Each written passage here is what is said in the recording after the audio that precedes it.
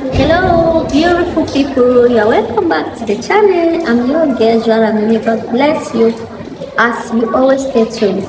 Please, I'm sorry for not giving updates. It's just due to some certain things that have been holding me up. But today, let me tell you something. There are a lot of gisting. There are a lot of news going on now.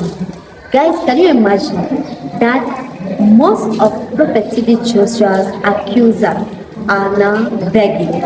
Yes, most of them that spoke against the scent of God are now begging for forgiveness and also begging for help. Another one from South Africa boldly said, there are times that the evil spirit will come to distract you from the right way, and that evil spirit will use someone you think that can be helpful to you, and you will end up regretting all your acts. So what is the meaning of it? What does this mean? It simply means that maybe the person that jailed her to talk against the scent of God, someone who fed her, someone who sponsored her, someone she stayed under his roof. And now there's no way for her and she just needs help. She's using a kind of way to apologize. And that is what I'll keep on saying. Though they are apologizing, they should come out clear. It is true they are apologizing, but they have to come out clear to speak. Why?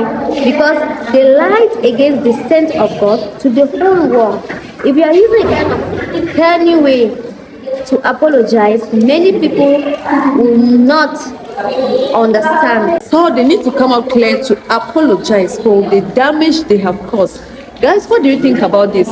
She was saying this in lament. I think most of you have watched it. Most of them are now lamenting, and if they told them never to say that, remember another one came and said he was being jailed by Bisola.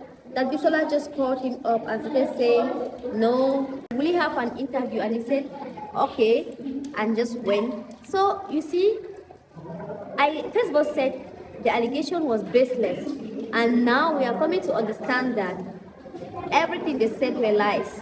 And you know, lies always spread like wildfire. Lies actually spread like wildfire. How many of you know that? Look at all the good the saint of God did all over the world. But nobody ever stood up to say, oh, this man did this, he did that, he did this. But the only thing we could see was to speak evil. Yes, he was a human being. No one is refusing that. He could not make mistake. No. The saint of God was a human being, and human being he is likened to Mr. Remember he said, when the Spirit of God is out, he is Mr. TB Joshua. But when the Spirit of God takes charge, he becomes Prophet TB Joshua.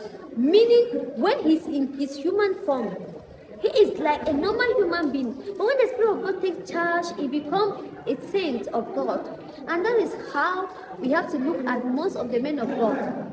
We shouldn't think that blood doesn't pass through their veins. A lot of us always feel like men of God are so supernatural in a way that if you cut them, blood won't flow. That is wrong. They are human beings enveloped by the Spirit of God. The same blood that passed through your veins pass through theirs, and they are only privileged to be servants of God, to be used by God, not like they are God themselves. Remember, Prophet Joshua never take any approach for himself. Whenever you bring any sort of approach, he said, let the glory be given to the God Almighty, because he cannot do it on his own, except by the grace of God. Good morning, win today, win tomorrow, and win forever. Thank you guys very much. Oh, I'm so sorry I'm making this kind of environment that is noisy.